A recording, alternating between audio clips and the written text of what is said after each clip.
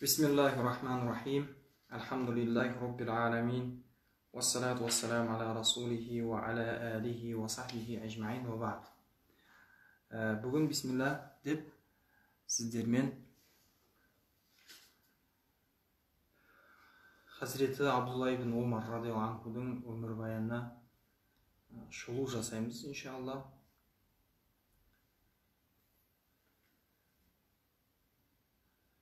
Hazreti Abdullah ibn Umar radıyallahu anhu'nun ömür bayanına kіріспестен бұрын мынандай бір кішігірім кіріспе жасауды жөн көріп отырмын.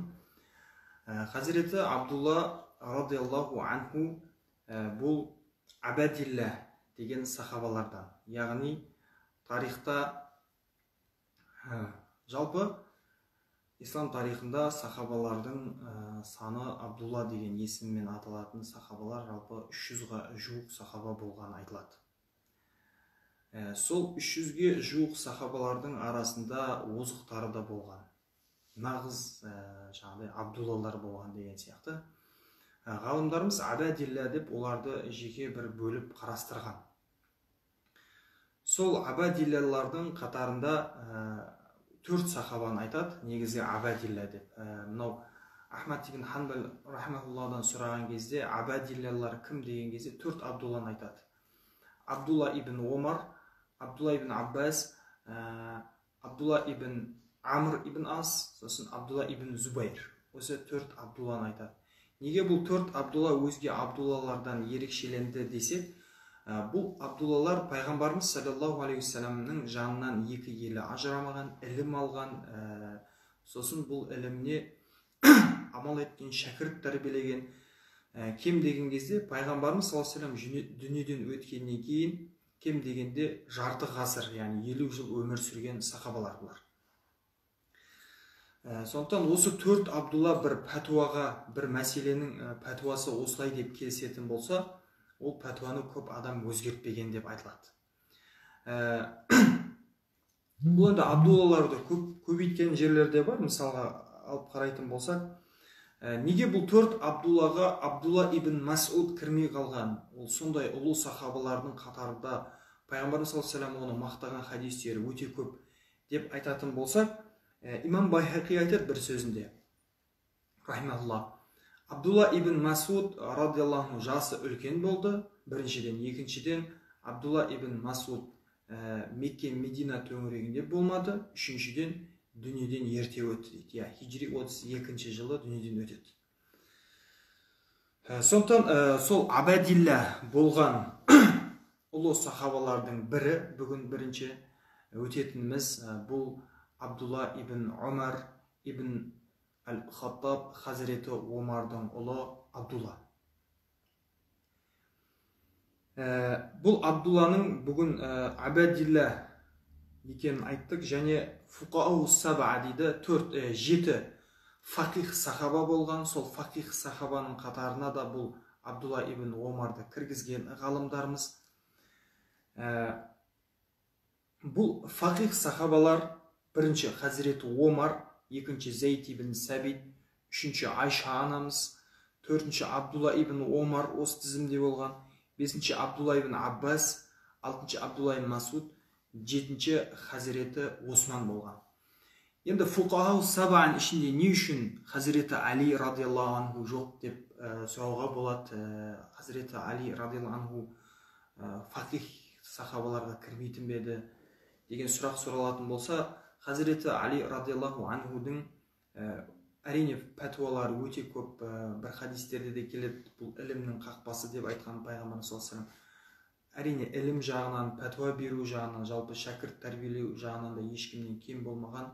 Алайда Хазіреті Али радиаллаху анхудың заманында отырып ілім үйрететін, отырып есігін ашып үйін медресеге айналдырған кездері өте аз болған. Ол кісі көбінесе жолда жорықта жүрген, саяси мәселелер тұрақты болмағандықтан, бұл кісі айтылған сахабалар сияқты отырып іліммен шұғылданған кезі салыстырмалы түрде аз болған.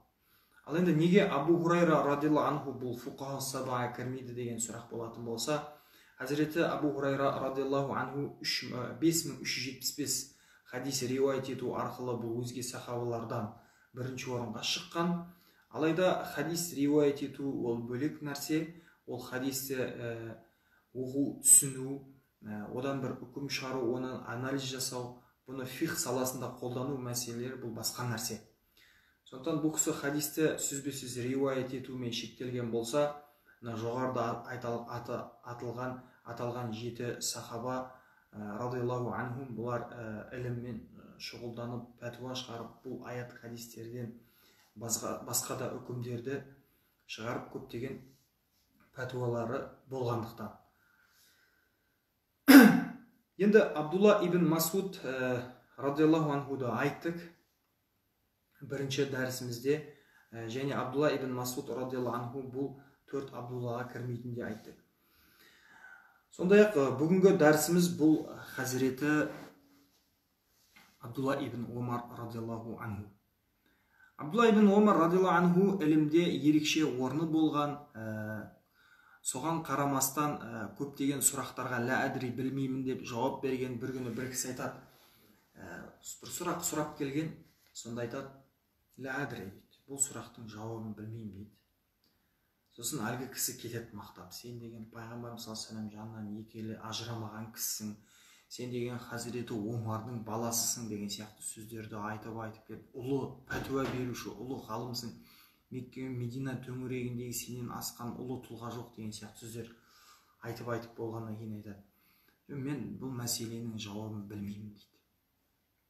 Білсем айтар еді дейді. Білмей, нақты білмей тұрып айту, бұл деген өзіңді жаһаннамға көпір қылу дейді. Сондықтан жаһаннамға мен көпір болғым келмейді, білмейтін нәрсемнің пәтуасын беріп деп, осылай сөзін нақты кесіп айтқан. Сахабалардың арасында да жаңа пайғамбарымыз саллаллаху алейхи вассалам мен пайғамбарымыз саллаллаху алейхи вассаламның соңғы қажылығында 100 мың сахаба болғаны айтылады. Ал жалпы сахабалардың саны 120, 124 мың, 110 мың деген сияқты деректер бар. Ибн Хаджар аль-Асқалани рахималлах, бұл кісі өзі 12 мыңға жуық сахабаның биографиясын жазып кеткен, атын тіркеп кеткен. Осы сахабалардан қараңыздар, 120 мың сахаба бар десек, оның ішінде аты бізге белгілі 12 мың сахабаның биографиясы бар десек, осы сахабалардың арасында іліммен шұғылданған сахабалардың саны өте аз. 127 ғана сахаба пәтуамен айналысқан, 127 ғана, ойлаңыздар. Сондықтан басқа сахабалар білмеген ба, басқа сахабалар пәтуа беруге қауқарсыз болған ба деген бір түсінік шықпайды. Бұдан әрине оларында қауқар болған, ілім болған. Алайда ілімді өз ілім иелеріне қалдырған. Хазіреті Халид ибн Уалид сияқты сынды сахабалар, бұлар өзінің мамандығын, өзінің жақсы білетін саласы бойынша исламға қызмет еткен. Қылыш көтеріп, найза көтеріп деген сияқты. Жақсы. Ал енді хазіреті Омар, Абдулла ибн Омар, кешіңіздер, хазіреті Абдулла ибн Омар радиаллаху анхудың пәтуаларын жеке жинаған кітаптар бар. Мына жерде бір кітап бар, Маусуаты фиқ Абдулла асрихи деген бір кітап бар. Мухаммад Рауас Қал Анжи деген кісі, бұл кісі арнайы бір кітап жазып, хазіреті Абдулла ибн Омар радиаллаху анхудың ғұмырында берген пәтуаларын жинап кеткен. Қызық болатын болса, әсіресе арабша білетіндерге осы кітаптан алып, Абдулла ибн Омардың пәтуаларын танысуға болады. Жақсы. Абдулла ибн Омардың, бұның бәрі кіріспе, Абдулла ибн Омардың биографиясына келіп кірейік, тоқталайық.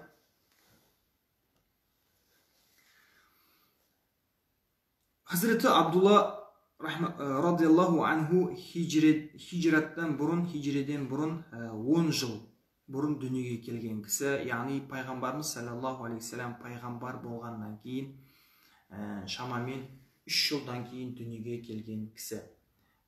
Пайғамбарымыз саллаллаху алейхи вассаламға иман еткен хазіреті Омар радиаллаху анхудың ұлы, хазіреті Омардың иман еткен 40-шы сахаба деп айтып жатады.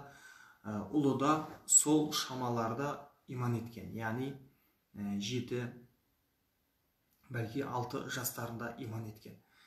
Меккеде мынандай бір оқиға болады. Меккелік уақытына байланысты Абдулла ибн Омардың көп деректер жоқ, себебі ол жас бала болған. Пайғамбар саллаллаху алейхи вассалам хижрет жасаған кезде бүкіл мұсылмандар ол не бар 10 жаста болған, Мединаға келген кезде 10 жастағы сахаба болған. Сондықтан Меккеде қатты бір іс-әрекеттерін, ерлігін, жалпы ислам тарихындағы бір орындарын қатты көре алмаймыз. Бірақ сонда да мынандай бір дерек келеді.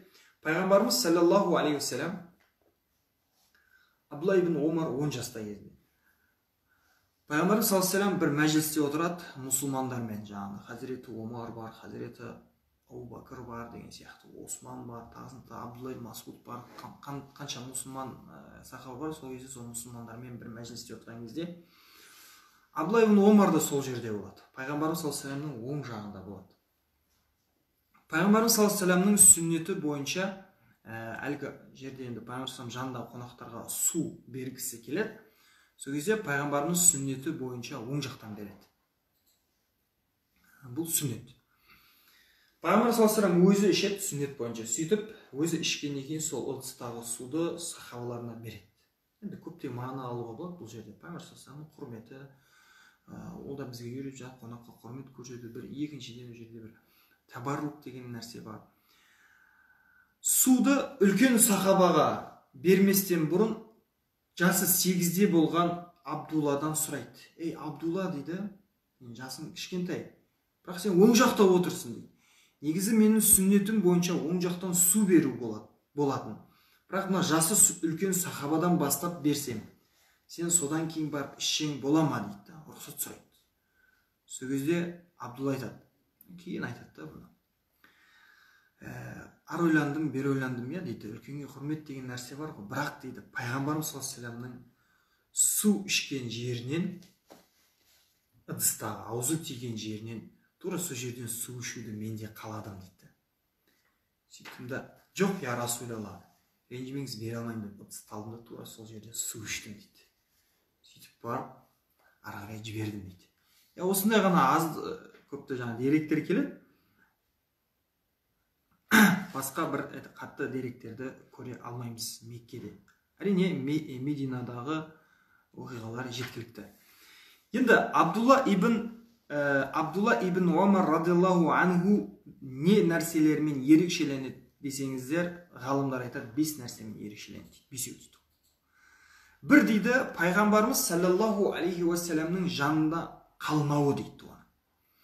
Оған байланысты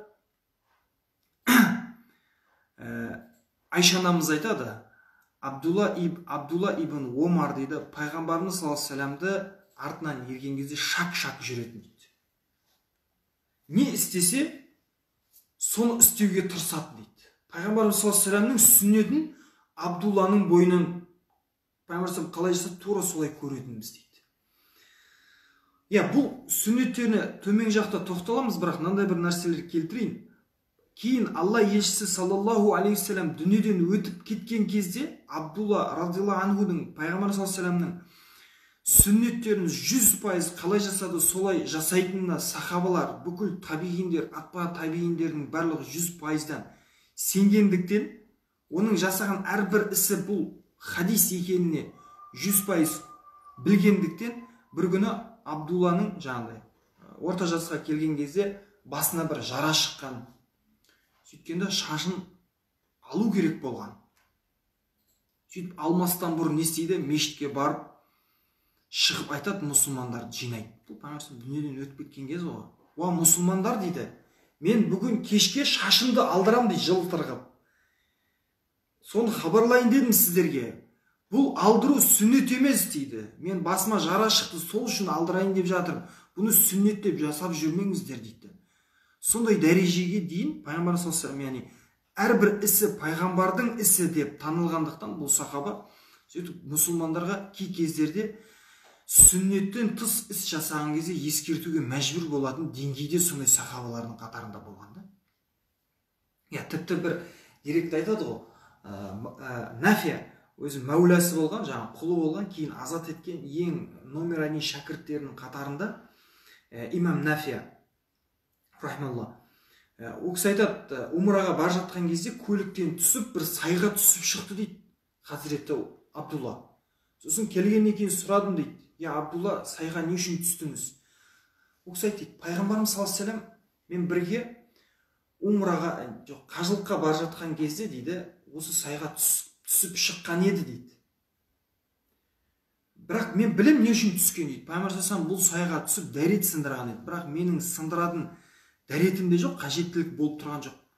Бірақ пайғамбарымыз саллаллаху алейхи жасағаннан кейін мен жасадым дейді. Сондықтан пайғамбарымыз саллаллаху алейхи артынан қалмаған. Бұл бір. Екі, пайғамбар саллаллаху алейхи жақындығы соншалықты, өйткені өте жақын болған, пайғамбар саллаллаху алейхи үйінде болып жатқан нәрселерді де жетік біліп отқан себебі әпкесі Хафса, Хазіреті Омардың қызы, Абдулланың туған әпкесі, әкесі де бір, анасы да бір деген сияқты, Хафса радиаллаху анханың үйіне барып, пайғамбар саллаллаху алейхи вассаламның үйде жасайтын іс-әрекеттерін бақылайтын болған, кейбір нәрселерді сұрап алатын болған. Пайғамбар саллаллаху алейхи вассалам сыртта да үйдің ішіндегі іс-әрекеттерін хабардар болып отқан сахабалардың бірі. Бірінші артықшылығы осыда. Екінші артықшылығы Хазіреті Омардың ұлы болған. Хазіреті Омар кім? Хазіреті Омар радиаллаху анху оның өмір баянына да тоқталады бұл жерде, бұл бағдарламада иншалла. Ол кісі Фарух болған, ақ пен қараны ажыратқан. Пайғамбарымыз саллаллаху алейхи вассалам көптеген сахабаларға уақыт өте келгеннен кейін барып, керемет лақаптар берген. Мысалы, Абу Хурайра деп атауының себебі үнемі жеңінен мысықтың баласын марғауын тасып жүргеннен кейін айтқан. Мысалға, кімге қандай лақап берген деген сияқты өте көп. Жаңа Хазіреті Алиге Абу Тораб деген сияқты. Бұлардың бәрі уақыт өте келем, жаңағыдай тағысын тағы сахабаларға жаңағыдай Мешіт Құсо деген сияқты керемет аттар бар. Бұлар уақыт өте келе бойындағы көрілген сипаттарына қарай пайғамбар саллаллаху алейхи вассалам керемет бір аттар берген болатын болса, Хазіреті Омарға бұл атты Фарух деген атты, ақ пен қараны ажыратушы деген атты пайғамбар саллаллаху алейхи вассалам иман еткен күні берген. Иман еткенін білеміз ғой, да?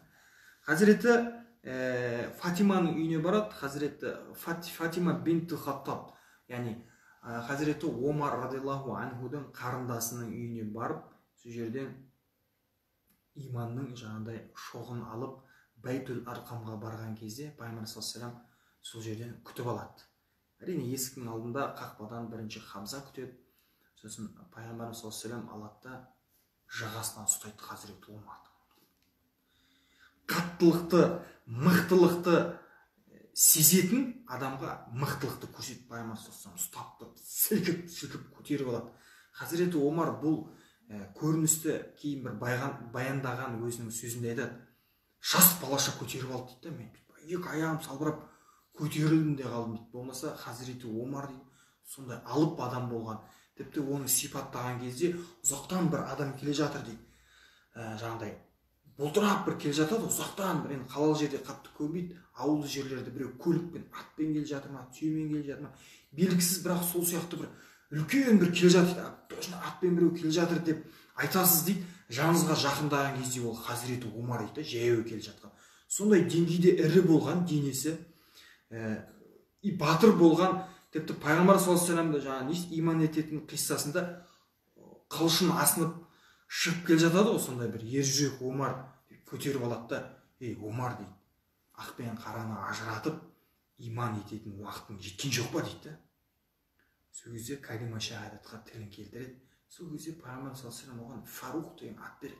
Иман еткен күннен бастап бұл атқа лайықты болады да, пайғамбар саллаллаху алейхи вассалам осындай бір ат береді. Ал енді Хазіреті Омар сипаттаған кезде кім сипаттайды бұны? Абдурахман ибн Ауфтың баласы Сәлим айтады. Абдулла дейді, Хазіреті Омарға түрі, түсі, сипаты, келбеті жағынан ең Омарға ұқсайтыны Абдулла болады дейді. Басқа да ұлдары болды әрине. Батырлығы, басқа да сипаттар, Фарухтық сипаттарының бәрі Хазіреті Омар, Абдулланың бойында болған, Хазіреті Омардан алған бұл сипаттарды. өте дөрекілік жерлерде болған, әрине. Бір мысал айтайын, бұл дөрекілігіне байланысты. Абдулланың радиаллаху анху ұлдары көп болған, сол ұлдарының арасында Біләл деген ұл болған, Ибн Абдулла. Біләл өте ғалым сахаба болған, сондай зерек сахабалардың қатарында болған, әрине. Бір күні Біләл үйленеді, үйленгеннен кейін әйелін мешітке жібермей бастайды. Қызғанамын, тағы себептермен. Сосын әйелі Хазіреті Абдуллаға, қайнатасына өзінің күйеуін, жұбайын шағымданып келеді. Не шағым дейсіз ғой? Біздің заманымыздағыдай шағымдар жоқ ол кезде, жаңағыдай. Үйде анау жетпей жатыр, мынау жетпей жатыр, болмаса ананы алу керек, мынаны алу керек. Қазір заманда қандай шағымдар бар, ондай шағым жоқ. Адамдардың дәрежелеріне байланысты сахабалар, сахабаның ұлдары деген сияқты, сахабаның келіні, сол деңгейдегі бір шағым. Мешіт не дейді, келгендегі айтқан шағымы, жаңа жоғарыда айтқанымыздай, ұлыңыз мені мешітке құлшылық жасауға жібермей жатыр, қызғам дейді. Вот шағымның түрін қараңыздар да. Сосын рас па? Рас. Давай шақыр дейді. Шақырар Біләлді дейді. Сосын Біләл келеді.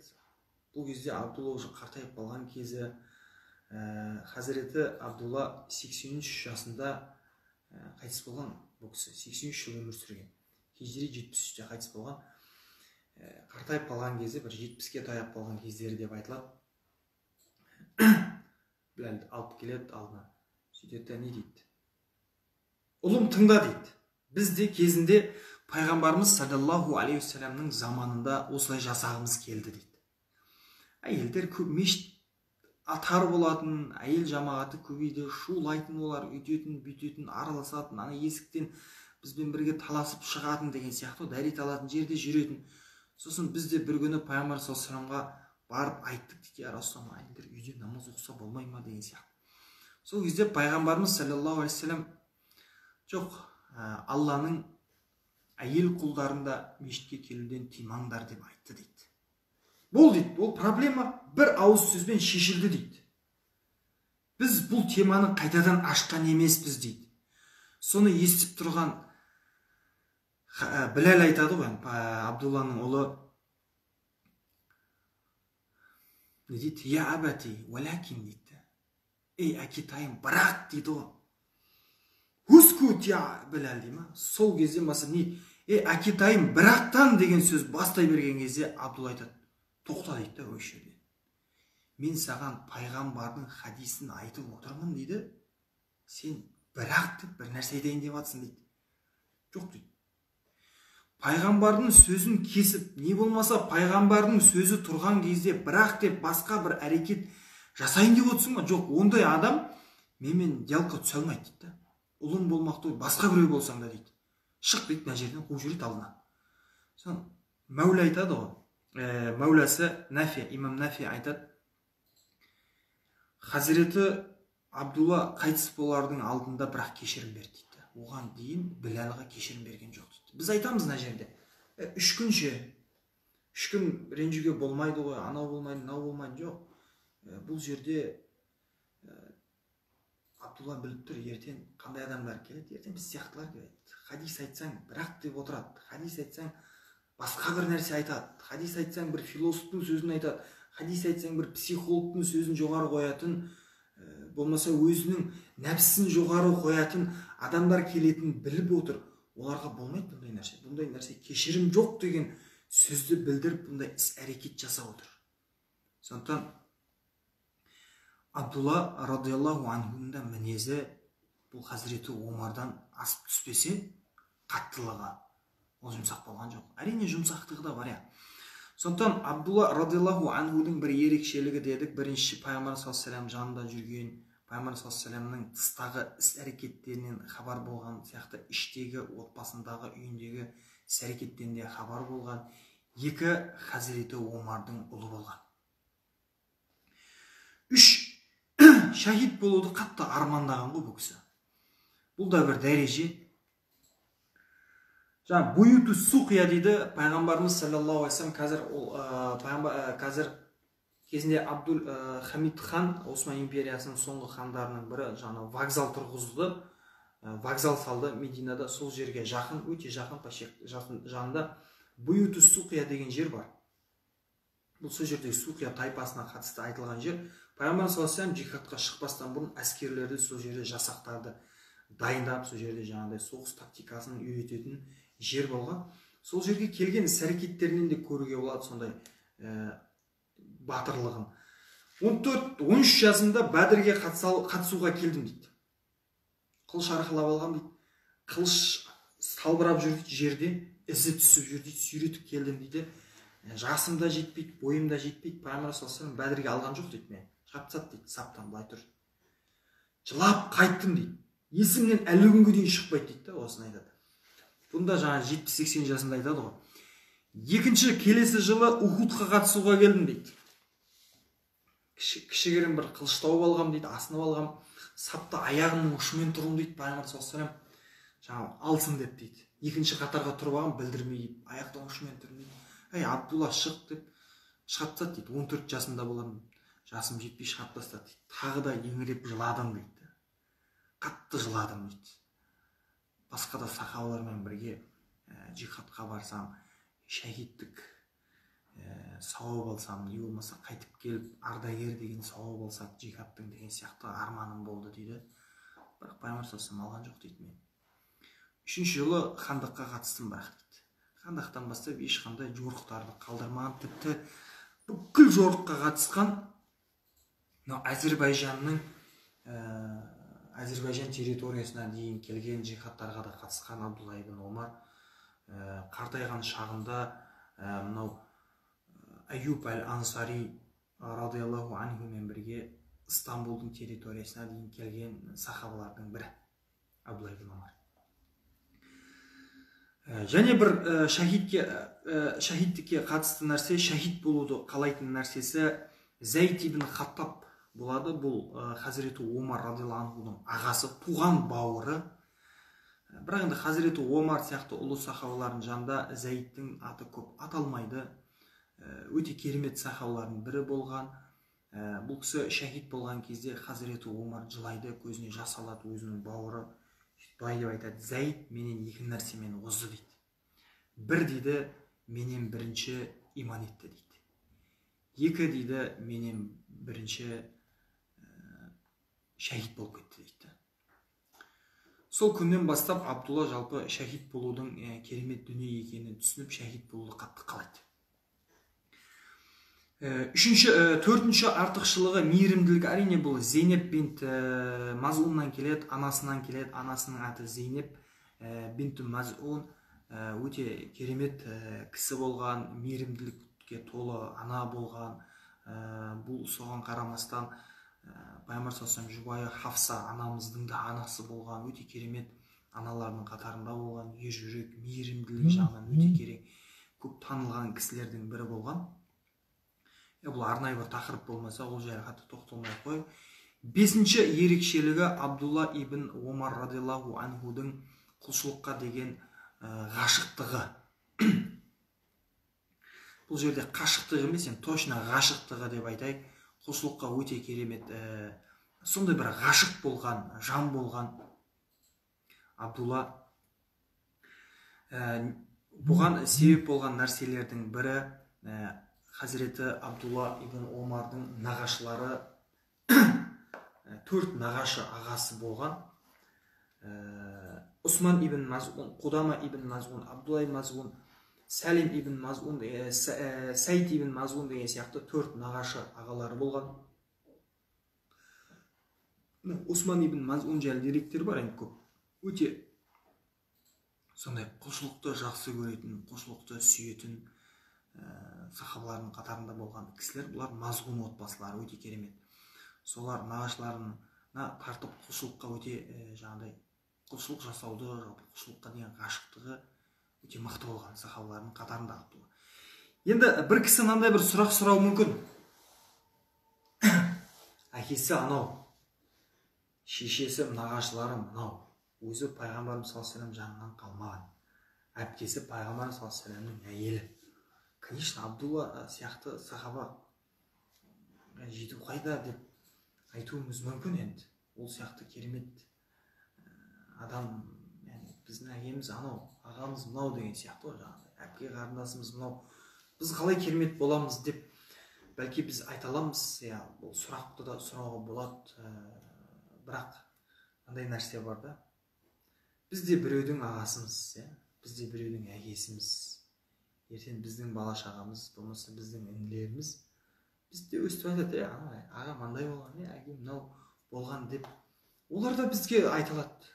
Сондықтан кішкене тура дәл өзі болмасаң да, Абай атамыз айтты, ұқсап бағу деген нәрсе осы жерде туындайды. Өйткені сахабалардың алдында олардың әкелерін қараңыздар, басқаша болған, бірақ сахабалар ондай болған жоқ қой. Сахаба болды.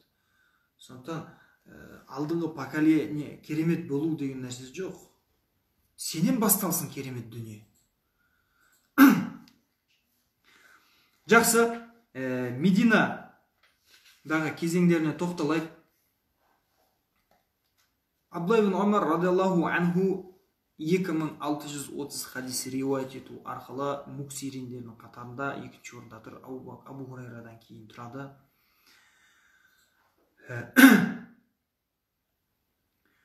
Абдулла ибн Омардан жеткен хадистердің ішінде силсилату захабия деген нәрсе бар. Мынау имам Маликтің жеткізген хадисі. Имам Малик кімнен риуаят етсе, Нафиядан риуаят етеді. Нафия өзінің ұстазы ұлы сахаба Абдулладан риуаят етеді. Абдулла ибн Омар. Абдулла пайғамбар саллаллаху алейхи ва саллям риуаят еткен цепочканы силсилату захабия дейді. Алтын цепочка дейді. Өте керемет сондай цепочка деген, сондай бір атқа лайық болған сондай хадистері бар бұл кісінің. Имам Шаби айтады, бұл кісі хадис маманы, мухаддис. Абу Ханифаның да Абу Ханифа болуына септігін тигізген бір ауыз сөзі ғой, мысалы. Сол сөзді айтқан, Абу Ханифаны ғылым саласына бағыттаған имам Шаби айтады, жалпы ілімде Абдулла ибн Омардан асқан сахаба көрмедім дейді. Бірақ қарап тұрсаңыз, Абдулла ибн Омардың да мындай бір сөзі бар. Жүріңдер деп өзінің шәкірттерін жинап, жүріңдер Шабиға барып мағази тыңдайды дейді. Мағази деген сөз жалпы өзі сира ғой, пайғамбар саллаллаху алейхи ва саллямның сирасын тыңдайды. Мағазиді өте керемет айтады дейді, имам Шабиді мақтайды. Не түсінеміз? Сахаба тұр мына жақта, пайғамбар саллаллаху алейхи ва салляммен бірге жорыққа барған, пайғамбар саллаллаху көзін көрген адамнан айтқан, тыңдаған керемет емес па да? Табииннан барып тыңдағаннан қарағанда, бірақ мамандық деген бөлек нәрсе да. Сондықтан мамандық деген нәрсенің өзін білдіру, көрсету мақсатында жүріңдер Шабиға барып мағази тыңдайды. Расында мағазиді өте керемет айтатын болған имам Шаби сондай керемет ғалымдардың бірі. Имам Малик айтады, рахмалла, Абдулла ибн Омар магнит сияқты болатын дейді ғой. Жанына барып отырған адам кеткісі келмейді дейді. Сондай бір рухани аурасы болатын дейді. Жанына барып отырсаң бір айырылғың келмейтін сондай бір дәрежедегі ғалым болған деп айтқан. Иә, жанынан өте керемет бір иіс шығатын дейді ғой. Пайғамбар саллаллаху алейхи ва саллям бір хадисте айтады, Құранмен өмір сүретін, Құран оқитын, Құран жаттайтын адамдарға қатысты айтады. Құран оқитын муъмин дейді, бұл иісі шығатын, иісі керемет және дәмі де керемет жеміске ұқсайды дейді. Ну как, апельсинге ұқсайды деп алайық енді. Ну хадисте келмесе де біз алайық. Апельсин. Иісі керемет, жесең дәмі де керемет. Қыстың күні Мысырдың апельсиндері прям сондай. Ал енді Құран оқымайтын муъминнің мысалы ол құрмаға ұқсайды дейді. Иісі жоқ дейді. Жесең тәтті дейді. Неге? Өйткені муъмин болғаны үшін, оның Аллаға деген иманы болғаны үшін, оның дәмі бар, иісі жоқ дейді. Ал енді Құран оқымайтын фәжірге келетін болсақ дейді, күнәһар адам дейді, Құран оқымайды дейді. Оның дейді, иісі де жаман, дәмі де жаман, не дейді жаңағыдай, биттих Абу Жахил деген бір биттих бар, дарбыздың бір түрі бар, Абу Жахил деген. Бірақ бұны дәріге қолданады, кішкентайында бір дарбыздың түрлері бар. Иісі де жаман, жаңағыдай дәмді жаман деп айтылып жатады, соған ұқсайды дейді. Ал енді Құран оқитын күнәһарға келсек дейді, иісі бар дейді, оның райхан гүл сияқты дейді, бірақ дәмі әшші дейді.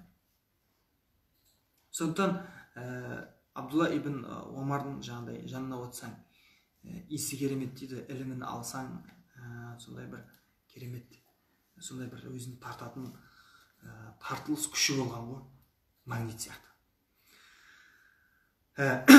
Абдулла ибн Омардың жаңа артықшылықтарын айтып жатыр.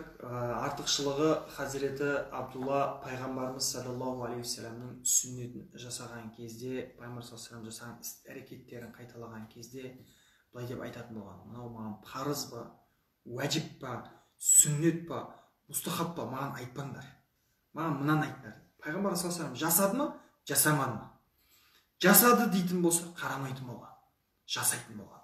Пайғамбарымыз саллаллаху алейхи вассалам дүниеден өтіп кеткеннен кейін Мединада кейбір ағаштарды суарып жүретін дейді. Сұраған кезде пайғамбарымыз саллаллаху алейхи вассалам бұл ағаштың көлеңкесіне келіп отыратын, бұл ағашқа кейде су беруін айтып, кейде өзі суаратын дейді. Әрбір ісін қалай жасады, солай жасауға тырысады дейді. Бір күні пайғамбарымыз саллаллаху алейхи вассалам мешітте әйел кісілер көбейген кезде мына есікті әйел кісілерге қалдырсақ деп айтты дейді, бір есікті.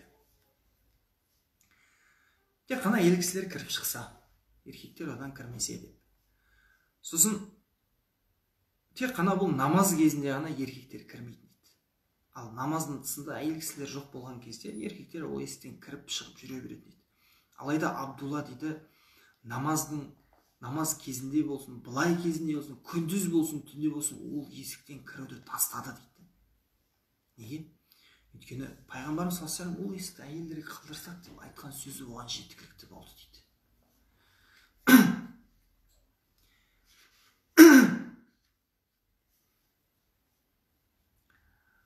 Пайғамбарымыз саллаллаху алейхи вассаламның ісін жасағаны соншалықты, әрбір ісін жаңағыдай қалай жасады, пайғамбарымыз саллаллаху алейхи вассалам солай жасайтыны соншалықты дейді.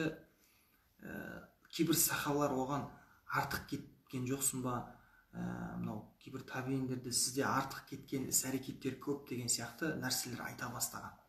Сонда ол кісінің айтқан сөзі мынау бір ғана.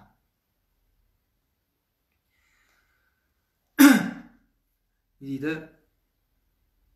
мен тек қана қалайтын нәрсем дейді, пайғамбарымыз саллаллаху алейхи вассаламның басқан жерге, басқан ізіне менің де ізім сәйкес келсін, менің арманым осы деп жасайтын болған.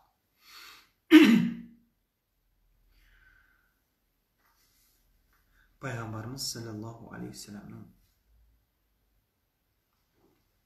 артынан қалма. Ал енді ілімне жайлы қысқаша тоқталайық. Мына жерде өте бір керемет мысалдар бар. Пайғамбарымыз саллаллаху алейхи вассалам Мединаға хижрет еткеннен кейін Абдулла әкесінен рұқсат сұрап, Суффа сахабаларының қатарына қосылып, мешітте қалады. Мешітте өмір сүретін сахабаларға айналады. Хазіреті Омар өз отбасымен хижрет жасаған кезде ешкім басқа кейбір сахабалар сияқты жасырынып, қорқып, дүниесін тастап, бала шағасын тастап, әйелін тастап деген сияқты өзінің жанын аман есен алып шыққанына риза болып Мединаға хижрет жасаған сахабалар болған. Алайда Хазіреті Омар радиаллаху анху хижрет жасаған кезде олай жасамаған. Бүкіл дүниесін жаңағыдай түйеге жүктерін артып емін-еркін хижрет жасаған сахабалардың қатарында болған. Демек, дүниесін алып кеткен. Бай кісілердің қатарында болған, бақуатты кісілердің қатарында болған. Мединаға барған кезде де ешкімнен кем өмір сүрмеген. Деректе келеді ғой, Абу Бакырдан озатын бір күнім келді дейді ғой. Пайғамбар саллаллаху алейхи вассалам бір садақа беруді уәжіп етеді бәрімізге. Сол кезде мен бүкіл дүниемді есептеп тең жартысын алып келдім. Хазіреті Абу Бакыр 100% алып келді деген сияқты деректе айтады. Бүгін Абу Бакырден озатын уақыт келді деп ойладым ішімнен дей ма. Сол кез неге? Өйткені Хазіреті Абу Бакырдың бизнесі анау айтарлық кәсібі жүріп жатқан жоқ еді.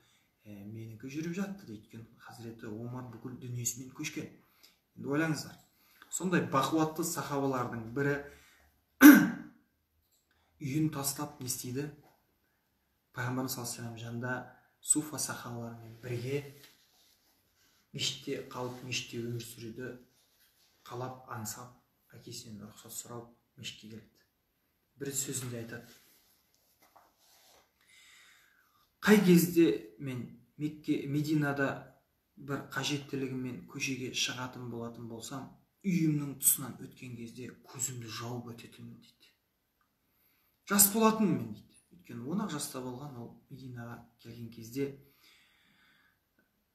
менің ішімде үйіме қайтқым келетін, үйде мен білем дейді, біздің үйде ешқашан дастархан бос болмаған дейді. Өйткені бақуатты сахаба болған. Ал суфа сахабалар апталап, күндеп аш жүрген кездері болған. Қара сумен қара қатқан құрма жеп кеуіп кеткен. Үйімнің тұсынан өткен кезде мен әрдайым көзімді жауып немесе көзімді жұмып өтетін дейді. Қорқатынмын дейді, үйге қайту деген бір махаббат мына жерде бір сезім пайда бола ма деп тез асығып өтуге тырысатынмын дейді. Неге? Өйткені ілім алу үшін, ілімде қандай да бір жетістікке жету үшін кейбір нәрселерді тәрк ету керек. Әсіресе адамды рахаттандыратын зона комфорта дейді ғой, содан шығу керек адам. Бұл нәрсе болмаса, адам жақсы көретін нәрселерін арасында кейбір нәрселерді тәрк ете алмаса, өзінің нәпсісіне тосқауыл қоймаса, ұлы жетістіктерге жету деген нәрсе бекер. Имам Ғазали өзінің Ихия улумуддинде бұған қатысты айтқан сөзі бар. Жалпы шәкірт ілім алам десе, нағыз ілім алғысы келетін болса, ол басқа елге барып алсын деген да. Өзінің елінде оны мазалайтын нәрселер жеткілікті деген. Сол сияқты үйін тастап, Пайғамбарымыз саллаллаху алейхи вассалам жанында жатып ілім алуға тырысқан. Ілімде де орны өте ерекше, тәрбиелеп кеткен шәкірттері бар. Мынау құлшылығына тоқталатын болатын болсақ, өте жас сахабалардың қатарында болған, оны айттық. Пайғамбарымыз саллаллаху алейхи вассалам дейді, таң намаздан кейін 2 сұрақ сұрайтын әдетте дейді. Абдулла ибн Омар айтады. Бірінші сұрақ: кім түс көрді деп айтады. Меккенің, Мединаның алғашқы кезеңдері дейді. Кім түнде түс көрді деп сұрайтын дейді. Түс көрген сахабалар болса, оны жортатын дейді. Пайғамбар саллаллаху алейхи вассаламмен диалогқа түсетін деген сөз ғой. Екінші сұрағы, ешкім түс көрмесе, кайфа асбахтум деп сұрайтын дейді. Қалай таңды атқыздыңыздар деп сұрайтын дейді. Бұл жердегі мақсаттар сұрақтың астында тахаджуд болды ма, болмады ма, құлшылықпен бұл түнді тірілттіңіздер ма, жоқса болмаса ұйықтадыңыздар ма азанға дейін деген сияқты нәрселерді меңзеп кайфа асбахтум деп сұрайды. Осы 2 сұрақты сұраса сұрады, сұрамаса үйіне кіріп кететін дейді. Мен де қаладым дейді бір күні. Түс көрсем, Пайғамбарымыз саллаллаху алейхи вассаламға жортсам деп қаладым дейді. Түс көрмеймін дейді. Айлар өтіп жатыр, жылдар өтіп жатыр деген сияқты. Бір күні қатты қалап, дұға жасап ұйықтадым дейді. Түнде бір түс көрдім дейді. Енді деректер көп. 2 дерек айтайын сіздерге. Біріншінде версиясы. Бірінші версияда түс көрдім дейді, ұйықтап жатқан кезде 2 періште 2 қолтығынан алды да ұшырып алып кетті дейді. Сөйтіп көп жерлерді тамашаладым, көрдім дейді.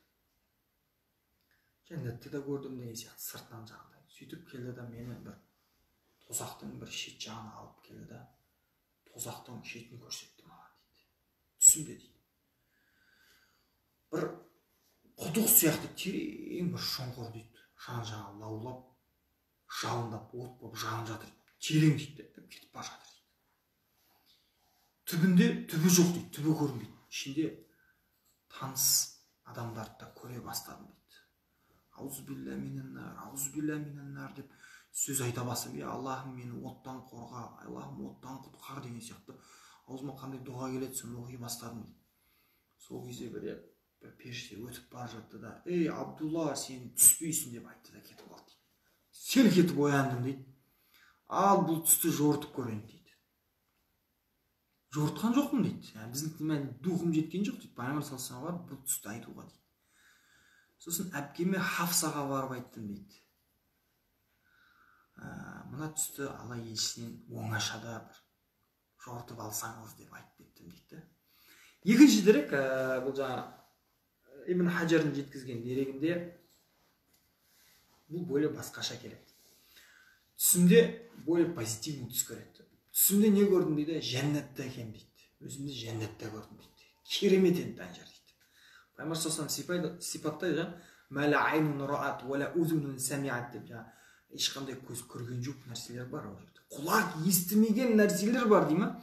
Сондай бір жәннатты көріп ішіндемін дейді өзім. Сосын астымда Аладдиннің ұшатын кілемі сияқты нәрсе бар дейді. Хадисте келіп тұр, сонда қараңыздар. Астымда кілеммен тамашалап жүрміз жәннат. Не хошам дейді жаңа. Түс көремін соны, ояндым дейді. Ол да тура сондай барып Хафса анамыздан барып сұрайды. Пайғамбар саллаллаху алейхи я Расулалла деп, жасым кішкентай үлкен сахабалардың арасында алдына шығып, мен мынандай түс көрдім деп айтудан ұялдым да, Хафса анамызға барып сұрайды, өзінің әпкесіне, тура жаңағыдай оқиғадағы сияқты, жортып берсеңіз дейді. Бірақ пайғамбарымыз саллаллаху алейхи жауабы біреу, түс екеу болғанмен бізге жеткен. Пайғамбарымыз саллаллаху алейхи екінші версияны алатын болсақ, пайғамбарымыз саллаллаху алейхи бұл түсті тыңдағаннан кейін, яғни жәннатта ұшып жүрген түсті айтқаннан кейін, өте басқаша бір жорамал жасайды. Не деп айтуы мүмкін? Мысалы, қалай ойлаймыз біз? Пайғамбар саллаллаху алейхи былай деп айтады. Жәннатқа адамды кіргізіп, жәннатта адамды ұшыртатын нәрсені айтады. Не дейді? Ниъмар ражулу Абдулла лау кана юсалли биллайл дейді. Абдулла неткен керемет жігіт қой ол дейді. Егер түнгі намаздарын ақсатпай оқитын болса дейді. Өзін Мәуласы айтады, жаңа шәкірті имам Нафи, Абдулла ибн Омар дейді, ешқашан түнгі намазын қаза қылған емес дейді. Қанша жыл мен жанында жүрдім, сонша жыл не істеді дейді. Түнгі намазын еш қаза қылмайды. Түнгі намаз қай кезде оқылады? Ол Рамазанның тысы да ерте жатқан кезде оқылады. Ол 1-ге 2-ге дейін отқан адам, оның таң намазға тұруының өзі екі талай негізі. Сондықтан тахаджуд намазын оқу деген сөз ол ерте жатумен басталатын іс-әрекет. Жақсы.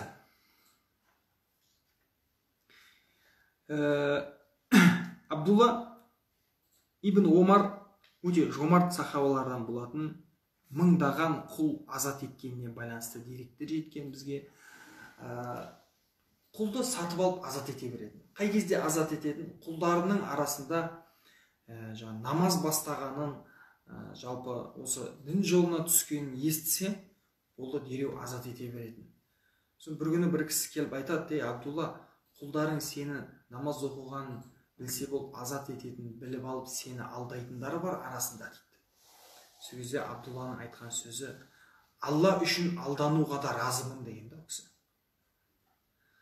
Сөйтіп, құлдарды сондай азат ете беретін, сондай жомарт кісілердің қатарында болған.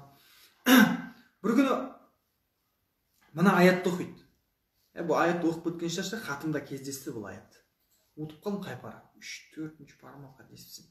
Лән таналул бирра хатта тунфиқу мимма тухиббун деген аят бар. Аллах Тағала айтады, жақсылыққа өздеріңіздің жақсы көретін нәрселеріңізді инфақ етпейінше берге, жақсылыққа жетпейсіздер дейді. Аллах Тағала айтады. Лән дейді, жетпейсіздер, мүмкін емес дейді. Жақсы көретін. Тәпсірде айтады, мән хатара би азим дейді ма? Нәләл азим. Сондықтан азимға жету үшін, ұлы нәрсеге жету үшін, ұлы бір нәрсені құрбан ете алуға дайын болу керек дейді. Сондықтан бұл аятты жаңағыдай хатым еткен сайын, Құранды осы аятқа кездескен, оқыған кезде мен жақсы көретін нем бар деп айналасына қарап азат етіп отырады екен да. Бір нәрсені, бір құлды беріп отырады. Бір оқығанда жаңа имам Нафи айтады, жан-жанына азат ететін беретін еш нәрсесі жоқ дейді. Сіз бір жариясы бар еді дейді, рендік, соны азат етіп жіберді де 3-4 күн бұрын сатып алған. Маған жақын, ең жақын болып тұрған, ең жақсы көріп тұрған нәрсем деп азат етіп жіберді дейді. Бір күні мына аятты оқыған кезде дейді, бір қызық болды дейді. Базардан балық сатып алып келуімді айтты дейді. Имам Нафи құлы болып бастаған, кейін бүкіл ілімін алған, шәкіртіне айналған да, қарап тұрсаңыз, азат еткен шәкірт болған, бүкіл ілімін Имам Нафи жеткізген.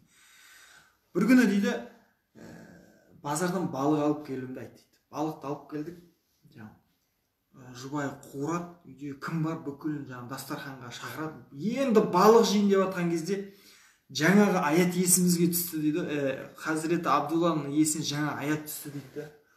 Бір кеп пақыр есікті тоқылдатып еді, енді жейін деп жатқан балықты алып та беріп еді. Басқа нәрсе берейік, ақша берейік, бидай берейік, құрма берейік. Жоқ, маған қазір нәпсіме ең жақын тұрған мына балық деп айтты. Балықты беріп жіберді дейді. Сол сияқты имам Нафи айтады, талай неше түрлі нәрселер болған дейді. Бір күні жолда келе жатқан кезде сапардан келе жатыр, түйемен келе жатыр дейді, 3-4 кісі. Сосын Абдулла қайта-қайта айтып қоймайды дейді. Түйеміз неткен керемет деп. Үндемеймін дейді. Я деп айтатын болсам, түйе садақа болып кетейін деп тұр дейді. Түйе неткен керемет, Нафи айтсайшы солай ма деп қойды. Ішімнен үндемеймін дейді. Қазір мен айтсам мына кетейін деп тұр түйе дейді. Сонымен не істеді? Сонымен қайта-қайта сұрақ қоймағаннан кейін, я түйеміз керемет, қанша күннен бері жаңағыдай нелерді айтады, су ішпей келе жатырмыз, жақсы жүріп келе жатырмыз. Бұрын бұл сапарды 3 күнде жүруші, қазір 2,5 күнде бұл қашықтықты жаңағыдай жүріп келе жатырмыз деген сияқты сөздермен айтқан ғой, енді түйе керемет деп. Сонымен я деп айтып едім, алдымыздан алғаш кездескен бір кісіге, пақыр кісіге түйені сыйлат дейді.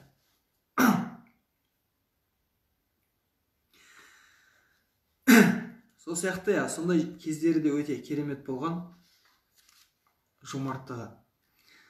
Жақсы, уақыттың да таяп қалуына байланысты бұл кісі айтып отыру жетпейді, 1 сағат. 1-2 сөздеріне тоқталайық. Абдулла ибн Омар радиаллаху анху керемет сөздер айтқан. Соның бірі, өзіңнен жоғарыға қарама.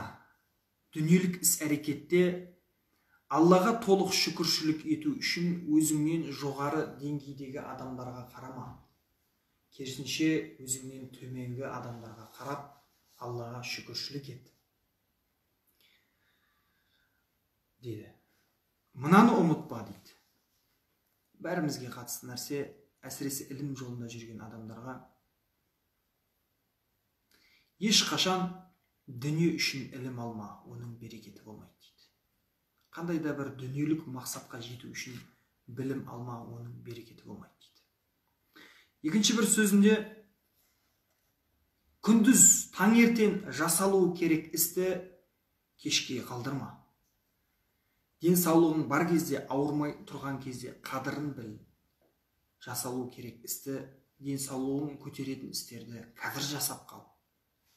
Өмір сүріп жүрген кезде, мына қысқа ғұмырда ақыретіңнің қамын барынша жасап қал деп айтқан сөздері бар.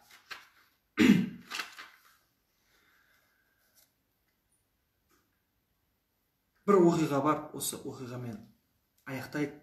Имам Шаби айтады, бір күні дейді, бір умра жасауға барғанымда мына 4 кісіні Қағбаның түбінде көрдім дейді. Абдулла ибн Омар, Абдулла ибн Зубайр, Масуд ибн Зубайр, Абдулла ибн Зубайрдың інісі, сосын Абдул-Мәлик ибн Маруанды. Осы 4-еуін көрдім дейді. Осы 4-еуі Қағбаның түбінде отырып былай деп айтты дейді. Тауап жасап келіп, 4-еуімізде дұға жасайық. Сосын біреуіміз жасайық, біз 3-еуіміз оған амин дейік, сосын келеш жасасын, сосын біз 3-еуіміз оған амин дейік деп айтты дейді. Тауап жасап келді да, былай дұға жасады дейді. Абдулла ибн Зубайр былай деп дұға жасайды. Я Аллахым, Мекке, Мединаға керемет қызмет ету үшін осы жердің башчысы болды, әкімі болды, нәсіп ет деп айтты дейді. Расында Абдулла ибн Зубайр әкім болған. Оның інісі Масуд ибн Зубайр Ирак төңірегіне басшы болуды сұрады дейді. Адамдар енді кейбір адамдар әртүрлі дұғалар болады. Кейбір басшы болуды сұраған. Сосын екі дұға жасады дейді. Бір, Ирак төңірегіне басшы болуды нәсіп ет, я Аллахым. Екінші, Хусейннің қызы Сукайнаны жұбай қылып алды нәсіп ет дейді. Бір-екі рет барған, отказалған ғой. Хусейн радиаллаху анхуның қызы болған Сукайна. Сосын Абдул Малик ибн Марван былай деп дұға жасады дейді. Халифа болған бұл кісі, да?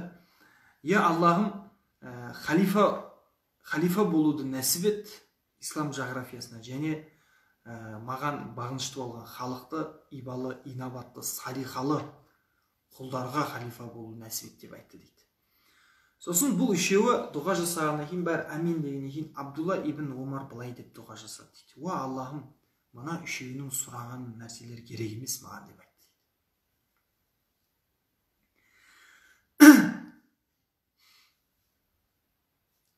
Маған жәннатқа кіргізетін амал жасауды нәсіп ет. Жәннатқа кіргізетін амал. Ол амалды жасамайынша мені бұл дүниеден алма деп дұға жасады дейді. Сосын имам Шафи айтады, мына үшеуінің дүниелік іс-әрекет сұрағандықтан мен үшеуінің де дұғасының қабыл болғанын көрдім дейді. Көзімнің тірісінде. Иншалла Абдулланың да дұғасы қабыл болған шығар дейді. 80 жыл өмір сүрді, керемет өмір сүрді. Иншалла жәннатқа кіретін амалды жасап кеткеніне иншалла толық сенемін деген сияқты сөздер айтқан. Жақсы, осымен аяқтайық. وآخر دعوانا أن الحمد لله رب العالمين والصلاة والسلام على رسوله وعلى آله وصحبه أجمعين. اللهم زدنا علما نافعا ورزقا طيبا وعملا متقبلا. اللهم علمنا ما ينفعنا وانفعنا بما علمتنا إنك أنت العليم الحكيم. اللهم فهمنا ما جهلنا وانفعنا بما فهمتنا إنك أنت الجواد الكريم. آمين. الله